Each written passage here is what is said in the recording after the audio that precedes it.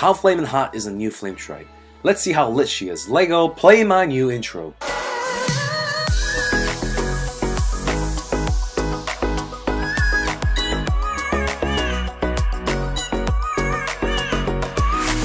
What up, it's your boy Zeals back in here. How you guys doing? I don't know if you guys can notice my nose being clogged right now, but for me, I'm still recovering from a flu. I can't talk much without either sneezing or coughing, so I want to take it easy this video to recover in time for Horus, the newly teased Shadow Hero. I did finally get a new mic. I didn't unbox it yet since I don't want to drool and cough all over my new baby since you guys made that possible. Anyways, if this is your first time here, thanks for dropping by from YouTube Space, and if you enjoyed your stay, make sure you subscribe and hit the bell notification to see when my videos drop live. For all you veterans out there, thanks for being patient and supportive. Now, before I begin, I want to thank my patrons, Magnus Stout and Little Beatty, for making this video possible with their awesome heroes and lineups for me to test my nuts off on. I gathered over 1 to 2 hours worth of clips, but I'm just going to show you guys some selections that showcase everything I noticed from testing.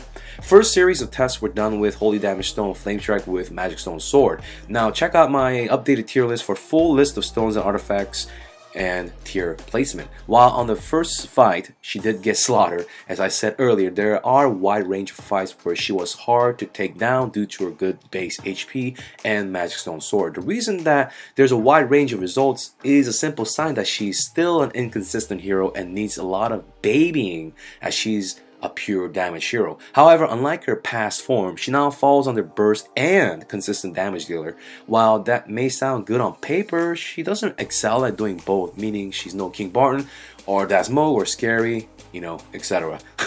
There were fights where her stacks from her first passive, which builds up from your allies dealing or receiving burns, right? Simply put, her stacks surpassed over 80, which translates to over 80% additional attack and 240% skill damage. On top of her, of course, guild tech and gear as well, it could, you know, surpass 300% easily. If she rocked Staff Punisher of Immortal with Crit Stone, she could do ludicrous damage, but then there's even more inconsistency with staying alive to build stacks or staying out of CC. If she faced any real redemption or attack reduced rainbow aura, she'd have more trouble. Can't deny that she does have synergy though, with Cthugha adding more towards his detonate. Hence, in my latest tier list version 1.2, Flamestrike has moved out of tier 2.5 to tier 2.0. However, as said in the changelog, she's a 1.5 paired with Cthugha. The reason she won't move higher for now is that she and Cthugha takes up very important and contested real estate. Sia is still the police guard of idle heroes in terms of regulating high attack scaling heroes. Valentina also is such a well-rounded utility hero that fits in the sustain and built-in damage reduction comp, like heroes with passive damage reduction or those that benefit with damage reduction artifacts. As for Cthugha, unless the new Shadow Hero Horus's bleed somehow makes Cthugha more indirectly powerful, he's still taking the space of two other very prominent and important heroes. But I do kind of like the developers' approach to buffing or making teams synergize. I guess I like that than having a hero that is just overly and blatantly too overpowered, right? I guess it's a little bit more healthier. It does create other forms of endgame teams. Towards the end of the video, I changed up the stone for Flamestrike to test Crit Stone, and while the burst was noticeably better, but her ability to survive was affected, of course. Even with Magic Stone Sword, if she gets CC'd in round 1 or before she can use her active, which does trigger additional 50% more CC immunity, being CC'd in the beginning really lowered her chance to be effective in her role, which is dealing damage. Hence, she received low scores in consistency and being able to do her sole single job.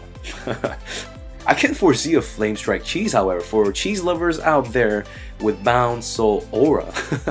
I know you guys probably never heard of this aura, but it does exist. It is 3 Abyss and 3 Fortress. So you can pretty much stack Cthugha's in there, 2 or even 3, maybe throw in a cruise in there, and replace the Fortress heroes with Flamestrikes to ramp up her first passive to the high heavens. I mean, couple hundreds, I guess, in terms of burn stacks. Throw in a cruise in there, right? Like I said. Anyways, boys, that's it for me. My voice is dying out. Thanks for joining me today, and I will see you guys with the Horus's release on Friday. Wish you guys the best of luck with your Maple Leaves collection, and if you want to give back in helping me improve my hardware, make sure you join me on Patreon for only $2 a month, or drop a tip in the tip jar. Welcome Jesse for joining the Patreon family, and thank you so much. Almost at 40 patrons. Never knew this was possible, guys. So also make sure you check out my constantly updated tier list. There are 2 versions, one abridged, one detailed version on playidleheroes.com or on my Patreon site. Links down below. Don't catch a cold, boys. Be safe. I love you guys. I'm out.